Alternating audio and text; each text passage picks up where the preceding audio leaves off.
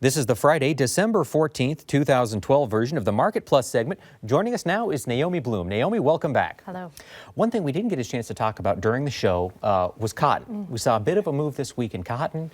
Where do you see us going from here? Yeah, cotton actually had a supportive USDA report. They cut ending stocks just a little bit for the United States, which was unexpected and friendly.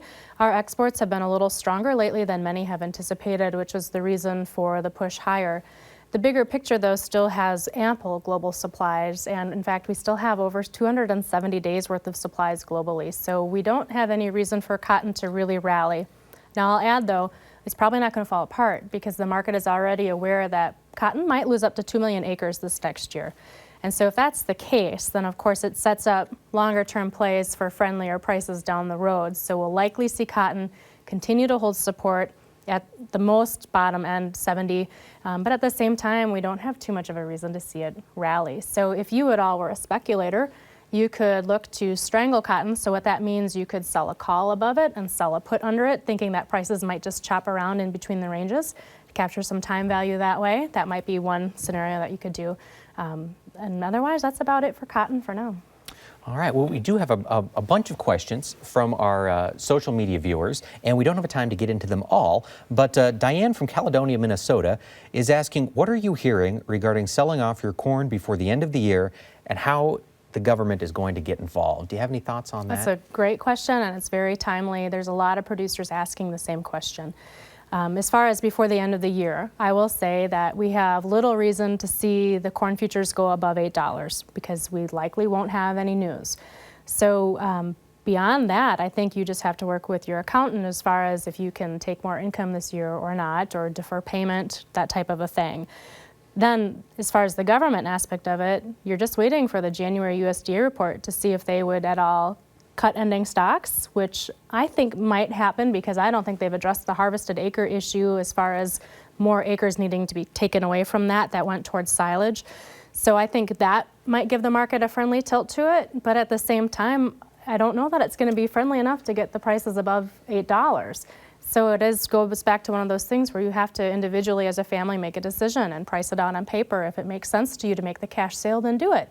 If at all you're a person who would have heartburn or regret if prices go higher, then you also need to pencil out if it's worthwhile to re-own it or not with call options or something along those lines. Certainly. And with regard to corn, and we talked about soybean exports being exceptional lately, how are corn exports faring? Are we starting to see some improvement?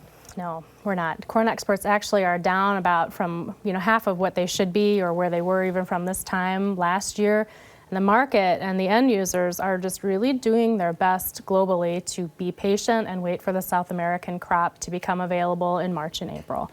And so that's something that we're going to continue to struggle to see. And the only thing that'll change that scenario is if South America starts to have some weather hiccups, which we won't know until the end of January. So it's a wait and see until the end of January.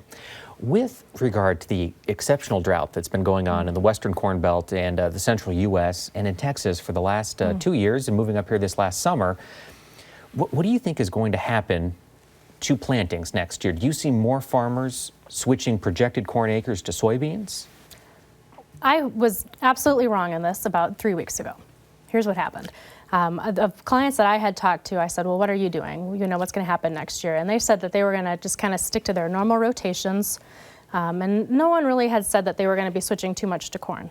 Well, in my mind, I'm thinking normal rotation from years ago where people were doing, kind of switching back and forth between corn and beans, not recent rotations, which means still high corn acres.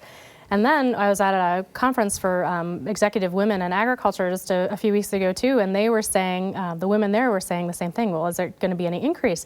So I finally called around to some different seed salesmen that I know.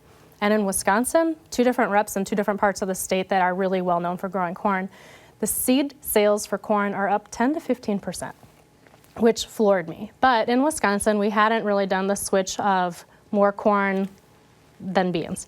So then I said, all right, I'm going to call my buddies in Iowa. So I called a seed rep in Northwest Iowa, and he said, even in his area where they have done more corn on corn, they're increasing seed sales also, and his sales were up 7% from a year ago. So if you just take a conservative estimate of an increase of maybe 4 or 5%, something like that, to say 100 million acres, it is possible.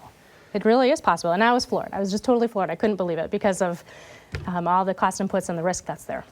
Okay, well, that's something to keep an eye out for then. Yeah, it is. We It really might be is. over the Informa estimate of 98 million and pushing that 100 million.